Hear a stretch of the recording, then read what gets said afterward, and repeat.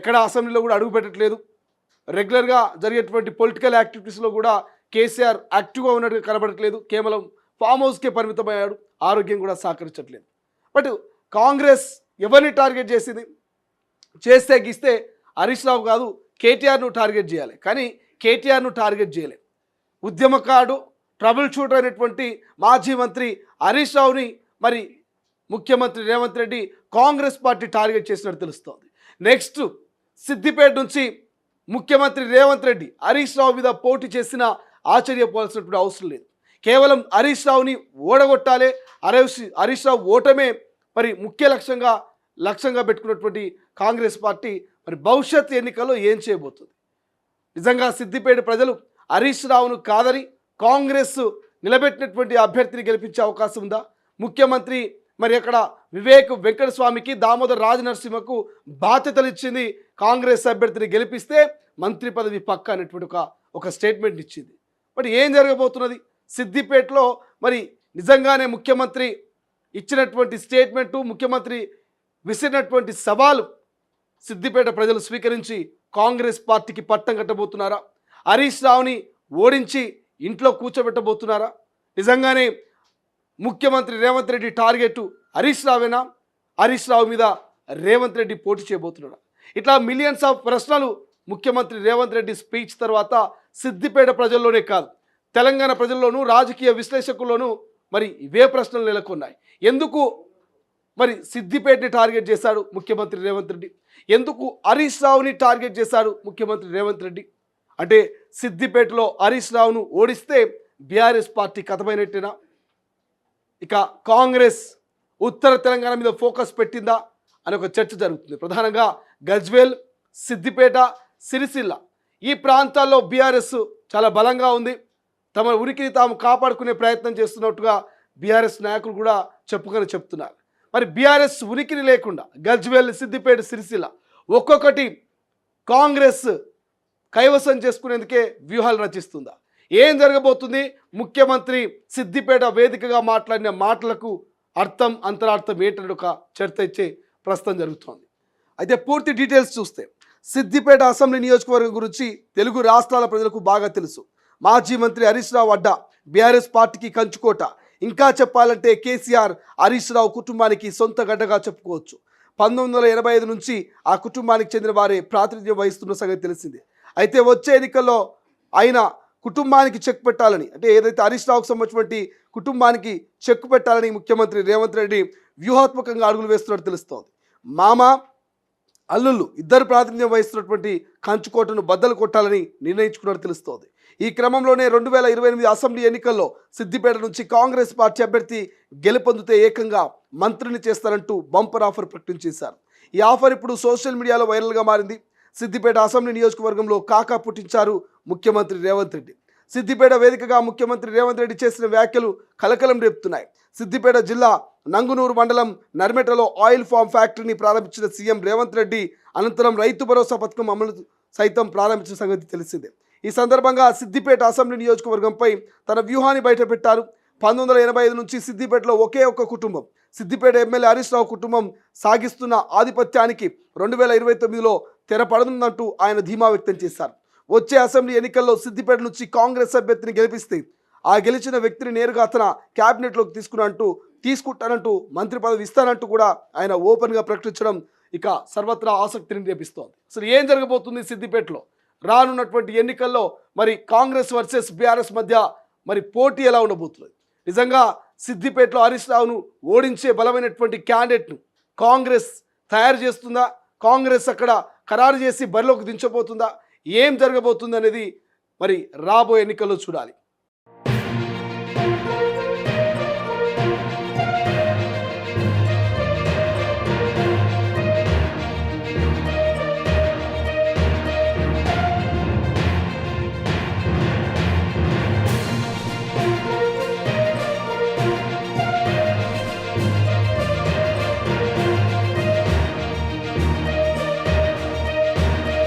మాజీ మంత్రి హరీష్ రావును ఇక ముఖ్యమంత్రి రేవంత్ రెడ్డి టార్గెట్ చేసినట్టు తెలుస్తోంది.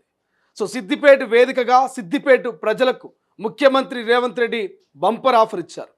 కాంగ్రెస్ పార్టీ అభ్యర్థిని గనక సిద్దిపేటలో గెలిపిస్తే, హరీష్ను ఓడిస్తే మంత్రి పదవి పక్కా అంటూ ఇక సిద్దిపేట ప్రజలకు ముఖ్యమంత్రి రేవంత్ రెడ్డి మరి ఇచ్చినటువంటి బంపర్ ఆఫర్, ఈ ఓపెన్ స్టేట్మెంట్ కాస్త రాజకీయంగా చాలా చర్చ జరుగుతుంది. అంటే గతంలో మనం చూసాం, కామారెడ్డిలో మాజీ ముఖ్యమంత్రి కేసీఆర్ పైన మరి ప్రస్తుత ముఖ్యమంత్రి అప్పటి పిసిసి అధ్యక్షుడైనటువంటి రేవంత్ రెడ్డి పోటీ చేసినటువంటి విధానం మనం చూసాం. అప్పుడు కేసీఆర్ని ఓడిస్తే బీఆర్ఎస్ పార్టీని ఓడించినట్టే, బీఆర్ఎస్ పార్టీ ఇక కొలాప్స్ అయిపోయినట్టే అని ఒక కాన్సెప్ట్లో టార్గెట్ కేసీఆర్ మీద మరి కామారెడ్డిని టార్గెట్ పెట్టుకొని అప్పుడు బరిలోకి దిగినటువంటి పరిస్థితి మనం చూసాం. కానీ ఎప్పుడైతే కేసీఆర్ ఓటమి పాలయ్యాడో, ఎప్పుడైతే అసెంబ్లీ ఎన్నికల ఓటమి తర్వాత వరుస పరాజయాలతో మరి బీఆర్ఎస్ చిత్కల పడుతున్నదో, మరి టార్గెట్ కేసీఆర్ కాదు, టార్గెట్ హరీష్ రావు అన్నట్టుగా తెలుస్తోంది కాంగ్రెస్కి, ముఖ్యమంత్రి రేవంత్ రెడ్డికి. ఇప్పటికే కల్వకుంట్ల కుటుంబంలో 3 ముక్కల పేకాటలా మారిపోయింది. ఓవైపు కవిత సొంత పార్టీ పెట్టే ఆలోచనలో ఉంది, ఇప్పటికే జాగృతితో జనంలోకి వెళ్తోంది. మరోవైపు కేటీఆర్, హరీష్ రావు ఇద్దరు కూడా బావా బామర్దుల మధ్య ఒక రకమైనటువంటి వాటాల పంచాయతీ నడుస్తుందని ఒక చర్చను కవిత ప్రస్తావనిస్తోంది. ఎప్పుడైనా హరీష్ రావుని నమ్మొద్దంటూ అన్న కేటీఆర్కు చెప్పకని చెప్తోంది. ఇక కేసీఆర్ యాక్టివ్గా ఉన్నటువంటి మన పరిస్థితి మనకు కనిపించట్లేదు, ఎక్కడ అసెంబ్లీలో కూడా అడుగు పెట్టట్లేదు. రెగ్యులర్గా జరిగేటువంటి పొలిటికల్ యాక్టివిటీస్లో కూడా కేసీఆర్ యాక్టివ్గా ఉన్నట్టుగా కనబడట్లేదు, కేవలం ఫామ్ హౌస్కే పరిమితమయ్యాడు, ఆరోగ్యం కూడా సహకరించట్లేదు. బట్ కాంగ్రెస్ ఎవరిని టార్గెట్ చేసింది?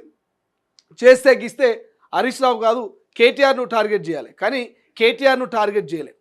ఉద్యమకారుడు, ట్రబుల్ షూటర్ అయినటువంటి మాజీ మంత్రి హరీష్ రావుని మరి ముఖ్యమంత్రి రేవంత్ రెడ్డి కాంగ్రెస్ పార్టీ టార్గెట్ చేసినట్టు తెలుస్తోంది.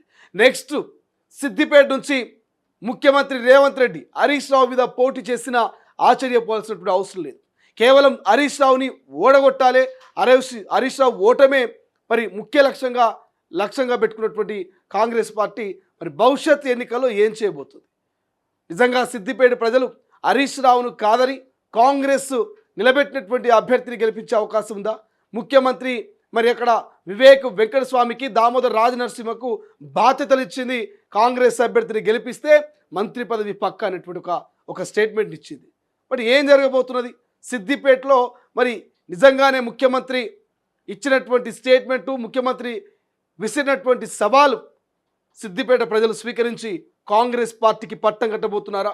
హరీష్ రావుని ఓడించి ఇంట్లో కూర్చోబెట్టబోతున్నారా? నిజంగానే ముఖ్యమంత్రి రేవంత్ రెడ్డి టార్గెట్ హరీష్ రావేనా? హరీష్ రావు మీద రేవంత్ రెడ్డి పోటీ చేయబోతున్నాడా? ఇట్లా మిలియన్స్ ఆఫ్ ప్రశ్నలు ముఖ్యమంత్రి రేవంత్ రెడ్డి స్పీచ్ తర్వాత సిద్దిపేట ప్రజల్లోనే కాదు, తెలంగాణ ప్రజల్లోనూ, రాజకీయ విశ్లేషకుల్లోనూ మరి ఇవే ప్రశ్నలు నెలకొన్నాయి. ఎందుకు మరి సిద్దిపేటని టార్గెట్ చేశాడు ముఖ్యమంత్రి రేవంత్ రెడ్డి? ఎందుకు హరీష్ రావుని టార్గెట్ చేశాడు ముఖ్యమంత్రి రేవంత్ రెడ్డి? అంటే సిద్దిపేటలో హరీష్ రావును ఓడిస్తే బీఆర్ఎస్ పార్టీ కథమైనట్టేనా? ఇక కాంగ్రెస్ ఉత్తర తెలంగాణ మీద ఫోకస్ పెట్టిందా అని ఒక చర్చ జరుగుతుంది. ప్రధానంగా గజ్వేల్, సిద్దిపేట, సిరిసిల్ల ఈ ప్రాంతాల్లో బీఆర్ఎస్ చాలా బలంగా ఉంది, తమ ఉనికిని తాము కాపాడుకునే ప్రయత్నం చేస్తున్నట్టుగా బీఆర్ఎస్ నాయకులు కూడా చెప్తున్నారు. మరి బీఆర్ఎస్ ఉనికిని లేకుండా గజ్వేల్, సిద్దిపేట, సిరిసిల్ల ఒక్కొక్కటి కాంగ్రెస్ కైవసం చేసుకునేందుకే వ్యూహాలు రచిస్తుందా? ఏం జరగబోతుంది? ముఖ్యమంత్రి సిద్దిపేట వేదికగా మాట్లాడిన మాటలకు అర్థం, అంతరార్థం ఏంటనే ఒక చర్చ ఇచ్చే ప్రస్తుతం జరుగుతోంది. అయితే పూర్తి డీటెయిల్స్ చూస్తే సిద్దిపేట అసెంబ్లీ నియోజకవర్గం గురించి తెలుగు రాష్ట్రాల ప్రజలకు బాగా తెలుసు. మాజీ మంత్రి హరీష్ రావు అడ్డా, బీఆర్ఎస్ పార్టీకి కంచుకోట. ఇంకా చెప్పాలంటే కేసీఆర్ హరీష్ రావు కుటుంబానికి సొంత గడ్డగా చెప్పుకోవచ్చు. 1985 నుంచి ఆ కుటుంబానికి చెందిన వారే ప్రాతినిధ్యం వహిస్తున్న సంగతి తెలిసిందే. అయితే వచ్చే ఎన్నికల్లో ఆయన కుటుంబానికి చెక్ పెట్టాలని, అంటే ఏదైతే హరీష్ రావుకు సంబంధించినటువంటి కుటుంబానికి చెక్ పెట్టాలని ముఖ్యమంత్రి రేవంత్ రెడ్డి వ్యూహాత్మకంగా అడుగులు వేస్తున్నట్టు తెలుస్తోంది. మామ, అల్లుళ్ళు ఇద్దరు ప్రాతినిధ్యం వహిస్తున్నటువంటి కంచుకోటను బద్దలు కొట్టాలని నిర్ణయించుకున్నట్టు తెలుస్తోంది. ఈ క్రమంలోనే 2028 అసెంబ్లీ ఎన్నికల్లో సిద్దిపేట నుంచి కాంగ్రెస్ పార్టీ అభ్యర్థి గెలుపొందితే ఏకంగా మంత్రిని చేస్తారంటూ బంపర్ ఆఫర్ ప్రకటించేశారు. ఈ ఆఫర్ ఇప్పుడు సోషల్ మీడియాలో వైరల్గా మారింది. సిద్దిపేట అసెంబ్లీ నియోజకవర్గంలో కాకా పుట్టించారు ముఖ్యమంత్రి రేవంత్ రెడ్డి. సిద్దిపేట వేదికగా ముఖ్యమంత్రి రేవంత్ రెడ్డి చేసిన వ్యాఖ్యలు కలకలం రేపుతున్నాయి. సిద్దిపేట జిల్లా నంగునూరు మండలం నర్మెటలో ఆయిల్ ఫామ్ ఫ్యాక్టరీని ప్రారంభించిన సీఎం రేవంత్ రెడ్డి అనంతరం రైతు భరోసా పథకం అమలు సైతం ప్రారంభించిన సంగతి తెలిసిందే. ఈ సందర్భంగా సిద్దిపేట అసెంబ్లీ నియోజకవర్గంపై తన వ్యూహాన్ని బయటపెట్టారు. 1985 నుంచి సిద్దిపేటలో ఒకే ఒక్క కుటుంబం, సిద్దిపేట ఎమ్మెల్యే హరీష్ రావు కుటుంబం సాగిస్తున్న ఆధిపత్యానికి 2029లో తెరపడనుందంటూ ఆయన ధీమా వ్యక్తం చేశారు. వచ్చే అసెంబ్లీ ఎన్నికల్లో సిద్దిపేట నుంచి కాంగ్రెస్ అభ్యర్థిని గెలిపిస్తే ఆ గెలిచిన వ్యక్తిని నేరుగా తన క్యాబినెట్లోకి తీసుకుంటానంటూ మంత్రి పదవి ఇస్తానంటూ కూడా ఆయన ఓపెన్గా ప్రకటించడం ఇక సర్వత్రా ఆసక్తిని రేపిస్తోంది. అసలు ఏం జరగబోతుంది సిద్దిపేటలో రానున్నటువంటి ఎన్నికల్లో? మరి కాంగ్రెస్ వర్సెస్ బీఆర్ఎస్ మధ్య మరి పోటీ ఎలా ఉండబోతుంది? నిజంగా సిద్దిపేటలో హరీష్ రావును ఓడించే బలమైనటువంటి క్యాండిడేట్ను కాంగ్రెస్ తయారు చేస్తుందా? కాంగ్రెస్ అక్కడ ఖరారు చేసి బరిలోకి